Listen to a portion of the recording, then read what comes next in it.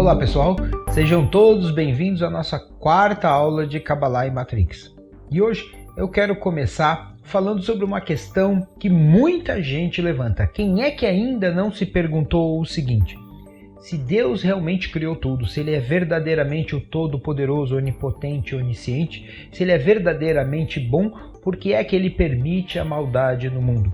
Por que é que um Deus verdadeiramente bom e absolutamente consciente, verdadeiro e bondoso conosco, por que é que Ele criou as coisas dessa forma? Porque além de permitir a maldade, Ele nos deixa cegos e ignorantes. Por que que esse Deus não fez com que cada homem e cada mulher tivesse já nascido com a consciência plena da espiritualidade e pudesse superar todos os desafios dessa vida? Por que que a nossa vida é tão difícil? Por que que a gente não conhece passado, presente e futuro? Por que que a gente é tão limitado? Porque somos todos tão ignorantes. Como é que a gente pode dizer que a obra desse Deus é perfeita se eu olho com a minha mente inferior, com a minha mente humana, com uma mente que não é tão desenvolvida quanto a mente de Deus, e eu, com todas essas limitações, consigo reconhecer os erros da criação, consigo perceber que o mundo não é justo, consigo entender, consigo observar de uma maneira muito simples que muitas vezes aquelas pessoas que não são corretas, que não são justas, conseguem se dar bem, e outras vezes aquelas pessoas, por mais honestas e verdadeiras que sejam, se dão mal. Por que é que as coisas funcionam como funcionam? Por que é que os políticos são tão corruptos? Por que é que as pessoas enganam umas às outras? Por que é que existe tanto crime, tanta fome, miséria, doença? Por que é que existe guerra? Por que é que existem acidentes naturais? Por que é que existem esses eventos todos e a gente não sabe e não aprende a lidar com eles de uma forma definitiva? Por que que a gente não sai logo dessa prisão? Por que que a vida é tão difícil? Por que que eu preciso de tantas encarnações para melhorar? Por que que eu preciso de tanto tempo para aprender? Por que que eu não sou mais inteligente? Por que que não nasceram todos ricos? Pois é, existem muitas respostas para isso. Muita gente diz que é a partir daí que se fundamenta o livre-arbítrio, mas eu quero ir bem mais longe com vocês hoje, usando o exemplo do filme. Para a gente falar sobre isso, sobre essa questão, sobre se Deus é certo ou errado, se Ele é justo ou injusto, se Ele é bom, por que que Ele permite o mal. Uma das personagens principais do filme que vai fazer a gente entender isso é a personagem Oráculo. Todo mundo que assistiu o filme deve ter em algum momento se encantado com essa personagem. Porque o que é que ela faz no filme? Ela fica o tempo todo deixando todo mundo entender que ela sabe o que vai acontecer no futuro. Ela até dá um tapinha, né? Ela até dá uma ajuda, mas ela nunca revela a questão por completo.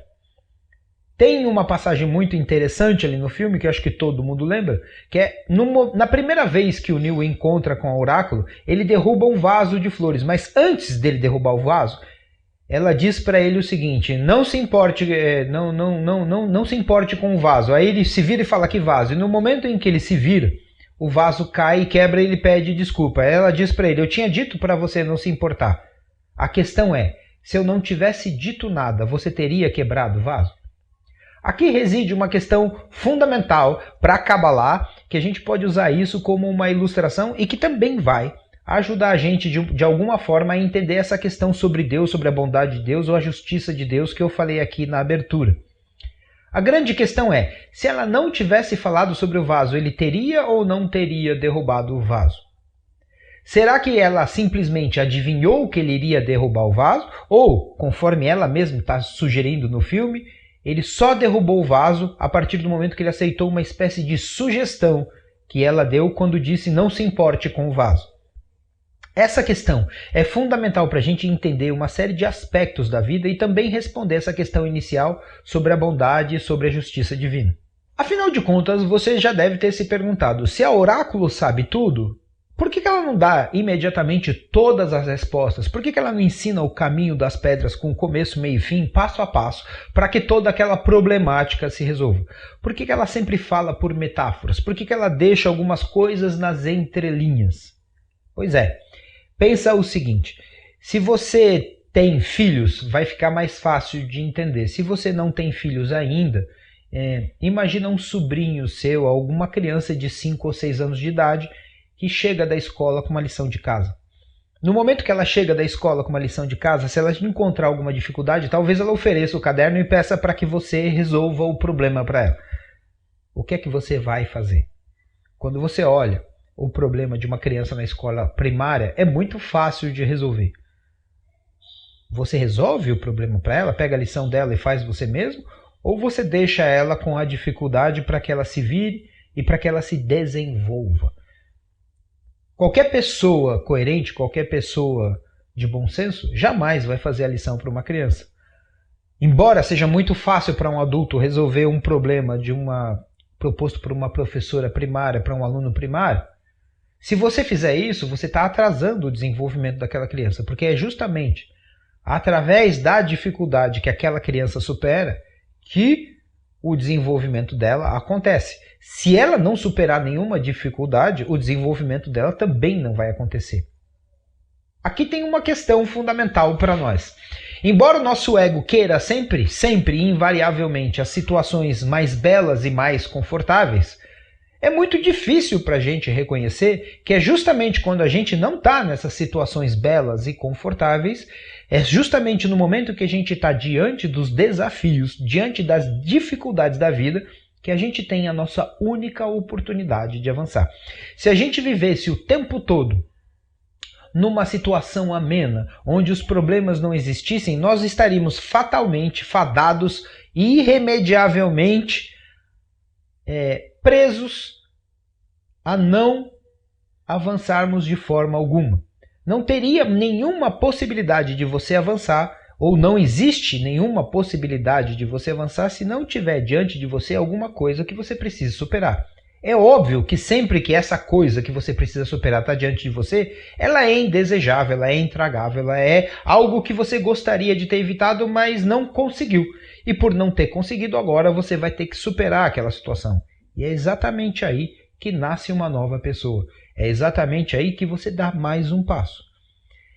Então, chega aqui um momento que você pode refletir comigo. Por que é que Deus não é perfeitamente bom? Por que é que Deus não fez tudo correto? Por que que Ele já não nos deu uma inteligência ou uma condição qualquer capaz de resolver todos os problemas da vida num piscar de olhos ou num estalar de dedos? Porque se Ele fizesse isso, Ele tornaria eu e você em uma espécie de boneca, em uma espécie de robozinho e teria tirado de nós toda a possibilidade da gente desenvolver as coisas a partir do nosso esforço e assim sentir na nossa própria carne o mérito de fazer alguma coisa verdadeiramente legítima na nossa vida. Pensa, se Deus tivesse revelado aqui e tivesse o tempo todo ao seu lado, falando com você como ele falava com Abraão, o que você ia querer dele o tempo todo era a solução para os seus problemas. E se ele fizesse isso, seria como um tio, ou um pai, ou uma mãe fazendo a lição de casa para o sobrinho, ou para o filho, ou para a filha. Isso nos atrasaria completamente. Quando a Oráculo no filme trata o Neo e os outros personagens sempre com alguma metáfora, o que ela está fazendo, na verdade, é dando a ele a oportunidade de se desenvolver sozinho. Ela dá algumas dicas, como nesse caso do vaso, onde ela diz que, e é óbvio que você vai entender isso ao longo do filme, onde ela diz que se eu não tivesse falado do vaso, você teria derrubado. Ela já começa a demonstrar para ele que aquela realidade que ele vive, mesmo depois de ser liberto, mesmo depois de já estar consciente da Matrix, ele ainda vive preso às ilusões. Ele ainda acredita que a sua volição, de que o seu livre-arbítrio é pleno. E ela está começando a mostrar para ele que mesmo depois de ter se libertado da Matrix, ainda o seu desenvolvimento ainda não está completo. A outra questão é que quando ela olha para o Neo e pega nas mãos dele, olha lá para o rosto dele e diz que ele não é o escolhido, por que é que ela mentiu? Afinal de contas, sendo a Oráculo, ela já sabia desde o início que ele era sim o escolhido. Mas por que é que ela diz que ele não é o escolhido? Pensa um pouco. Se ela tivesse dito a verdade para ele, ela teria estragado todo o jogo. É isso mesmo. Veja, o que faz o Neo ser escolhido são as escolhas que ele faz. Parece um trocadilho. O que faz o Neil se tornar o escolhido são as escolhas que o Neil faz. Qual que é a diferença entre alguém que avança ou é alguém superior e alguém que não avança, alguém que está estagnado? A diferença são justamente as escolhas e o motivo, principalmente o motivo por trás de cada escolha. Quando você está diante de um desafio, o que vai legitimar as suas escolhas, o que vai dar valor para a sua vida, é justamente o desafio que está na sua frente e a incerteza do resultado que você vai produzir. Pensa num jogo de vôlei. Todo mundo gosta das meninas do vôlei, certo? Se um dia você estiver assistindo um jogo de vôlei e tiver a seleção brasileira feminina de vôlei disputando com a seleção da Birmânia, provavelmente você não vai ter muito estímulo para assistir esse jogo. Mas no dia em que a seleção brasileira de vôlei estiver disputando com as chinesas, aí sim vai valer muito a pena. Por quê? Porque o oponente é alguma coisa muito forte, é uma força contrária muito poderosa em relação à nossa seleção de vôlei. Ou seja, se eu for transferir esse exemplo que eu estou dando aqui da seleção de vôlei para a tua vida pessoal, significa que a vida só tem graça a partir dos desafios e da intensidade dos desafios que você enfrentou. Você só vai poder avançar na mesma medida da dificuldade daquilo que você enfrentou e superou, ou mesmo quando você fracassa. Se o desafio for pequeno, o teu avanço é pequeno. Se o desafio for grande, o seu avanço é muito maior. O que a Oráculo está fazendo no filme e aquilo que a Kabbalah vem a ensinar para a gente quando a gente levanta essas questões sobre Deus é exatamente isso, que a gente só pode avançar de uma maneira legítima quando a gente desconhece o resultado que está ali na frente e quando a gente enfrenta um inimigo. E a maneira de avançar cada vez mais e cada vez mais fortemente, mais profundamente, é enfrentando desafios cada vez maiores e sempre sem conhecer o resultado final daquilo que a gente está enfrentando. Então, independente do livre-arbítrio, ou além do livre-arbítrio, uma resposta muito melhor do porquê é que Deus fez tudo o que fez, porque na sua graça e na sua bondade, fazendo dessa forma, Ele deu a você a oportunidade de se desenvolver e de ter a sensação de que você realmente legitima os seus atos, as suas escolhas, e principalmente a verdade dentro de você pode surgir na medida em que você enfrentou isso com um verdadeiro espírito de alguém que não sabia o que é que vinha pela frente, mas é a partir dali, dessa incerteza ou desse desconhecimento do resultado final, que a sua ação é verdadeiramente amorosa, bondosa e pura. Porque se você já conhecesse o resultado final, se tudo fosse um jogo de cartas marcadas, a coragem, por exemplo, jamais existiria. O amor jamais existiria. Porque uma vez que você já sabe qual é o resultado final, aonde que está a sua verdadeira coragem? Se você realmente faz um ato de amor em direção a alguém, você só pode fazer isso quando você realmente não sabe o que é que você vai ter que enfrentar para poder beneficiar aquela pessoa, e se isso vai ser reconhecido ou não, e quanto que isso vai te custar ou não. Se for alguma coisa completamente mensurável e prevista, esse teu ato de amor não é um ato tão grande assim.